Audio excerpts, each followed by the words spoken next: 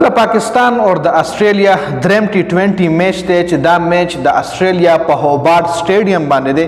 د هوبارت سټیډیم د بالنګ د لپاره ښه سټیډیم دی، د بالنګ د لپاره ښه وکټ ته او کنه د بیټنګ د لپاره ښه وکټ ته. په دې باندې هم تفصیلا خبره کوو. بل د پاکستان کرکټ ټیم کې د پاکستان پلینګ 11 کې به د میچ د لپاره څه چینجز راځي. سیریز والډي تاسو له معلومه ده دوه T20 میچز پکې شوي دي چې دواړه استرالیا ګټلي دي. استرالیا سیریز الریډي ګټلې ده، خو آیا د محمد رضوان ټیم به دا سیریز وایټ واش نه بچ کی کنه؟ دا یو میچ په کې پاکستان وګټي کنه؟ دا براتلونکي ټایم کې پته لګي. میچ نه پاس په یو کمپلیټ ډسکشن کوو. او په دې ویډیو کې مونږ په پلینګ 11 باندې خبره کوو کم کلاړي ډراپ کېدو والا دی او د هوبارت په پیچ باندې خبره کوو چې د هوبارت سټیډیم پیچ څنګه دی، کنډیشن څنګه دی، چا د لپاره ښه پیچ دی، چا د لپاره ښه پیچ نه دی.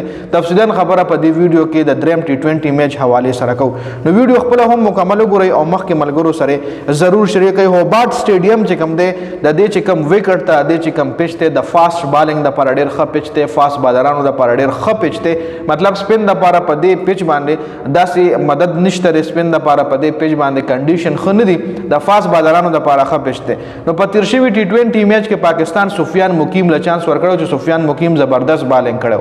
تیر شوي د سیډني په وکټ باندې اوس هوبارت وکټ تا. نو په دې وکټ د سیډني وکټ باندې د سپین د لپاره لږ ډېر کنډیشن خو د هوبارت په سټیډیم د هوبارت په وکټ باندې د سپین د لپاره کنډیشن ښه نه دي. نو سفیان مقیم په تیر شوي میچ کې ښه بالنګ کړو. نو دې کې اوس ګورو چې دغه منیجمنت د پاکستان کرکټ بورډ چې کم سلیکټران دي ای سفیان مقیم له چانس ورکوي او کنه سفیان مقیم په ځای فاست بالر انکلوډ کوي. فاست بالر چې کم تر اوسه پورې چانس نه دی ملو هغه جانداد خان دی چې یو بیسټ آل راونډر دی، بالنګ هم ښه کوي او بیټنګ کې هم ښه بیټسمین هم دی، بیټنګ هم کولی شي.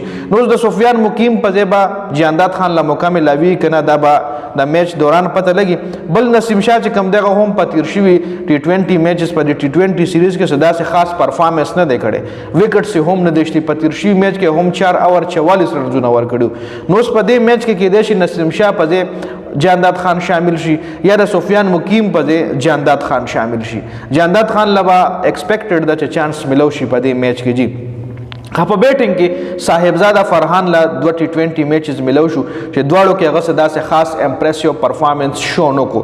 نو کېدای شي د صاحبزاده فرحان په ځای حسیب الله خان له مکمل شي چونکه حسیب الله خان له په دویم T20 میچ کې مکمل شو چې د او اورونو لومړني T20 میچ کې چې د او اورونو گیم او اورونو کې هم حسیب الله خان ښه شاټونه وخلو. حسیب الله خان داسې خاص پرفارمنس د صاحبزاده فرحان غونډه نو شو کړي. نو صاحبزاده فرحان په دوه میچونو ډراپ کول یو ښه فیصله نه ده چونکه صاحبزاده فرحان هم دې میچ کې هم کې ریکول پکار دي. خو کېدای شي ایکسپیکټډ ده چې صاحبزاده فرحان هم ډراپ وي په دې میچ کې او حسیب الله خان له چانس ملو شي وي.